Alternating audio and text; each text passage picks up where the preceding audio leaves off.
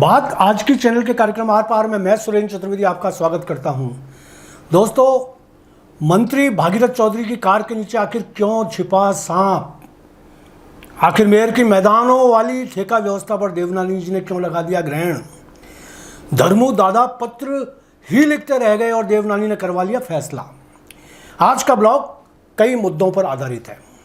बारी बारी जानते जाइए और मानते जाइए। सबसे पहले एक व्यंग कविता। एक सांप ने नेता को डसा, नेता का कुछ नहीं बिगड़ा, सांप चल बसा।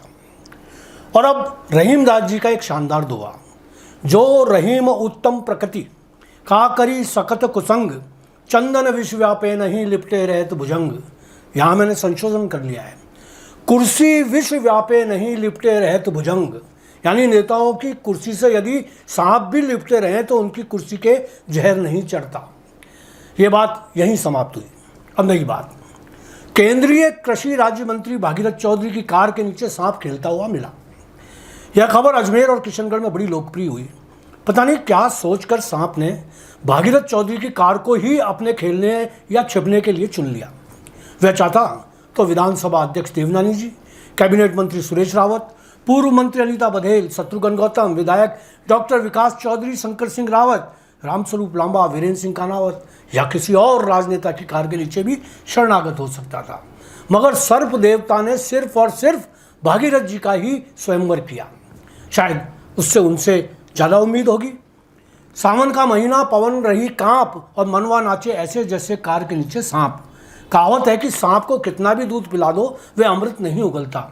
एक और कहावत है कि सांप निकलने के बाद लाठी पीटना। चौधरी साहब के वाहन के नीचे वाला सांप जहरीला था या नहीं, यह तो मैं नहीं जानता, मगर सांप की जनरल नॉलेज की मैं तारीफ़ करता हूँ मैं चौधरी साहब के स्टाफ की भी, जो चाहते हुए सांप को मंत्री जी की कार के पास उन्होंने फटकने नहीं दिया। चाहते तो सजाए मौत भी दे सकते थे, मगर उन्होंने उसे जीवन दान दे दिया। बेचारा स्टाफ के अपनेपन से सांप खुश हो गया होगा, दिल से दुआएं दे रहा होगा। जरा सोचिए कि जिस नेता को सांप दुआ देता हो उसका भविष्य कितना सुरक्षित और सुनहरा होगा। अब आइए अजमेर नगर निगम की महिला मेयर ब्रजलता जी पर।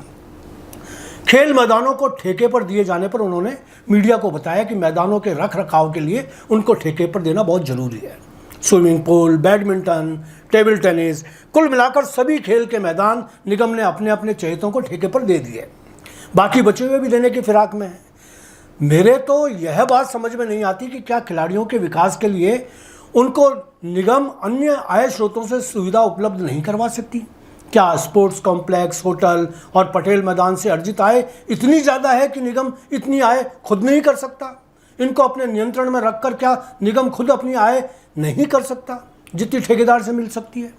दोस्तों, मेरी सोच तो यह कहती है कि निगम इससे ज़्यादा आय अर्जित कर सकता है और रख रखाव भी ठेकेदारों से ज़्यादा अच्छा कर सकता है। ठीक उसी तरह जिस तरह अन्य कई जन कल्याणकारी कार्य निगम द्वारा बिना ठेके पर करवाए जाते हैं। यदि पटेल मैदान को ठेके पर देने के कारण रख रखाव ही है तो मेरा मानना है कि पूरे नगर निगम को ही ठेके पर दे देना चाहिए, ताकि शहर के लोग कम से कम भ्रष्टाचार के साए में जीने से तो मुक्त हो जाएं।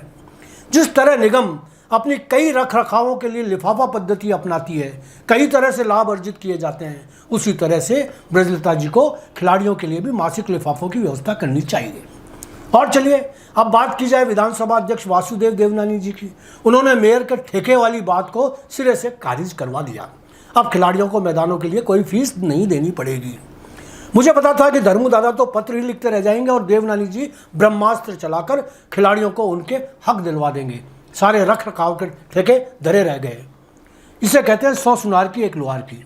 दोस्तों, सावन में बहू के खिलाड़ियों को दिए गए ऑफर से तो ये लग रहा है कि आने वाले 4 सालों तक मानसून ऑफर भी बहू का ही चलेगा।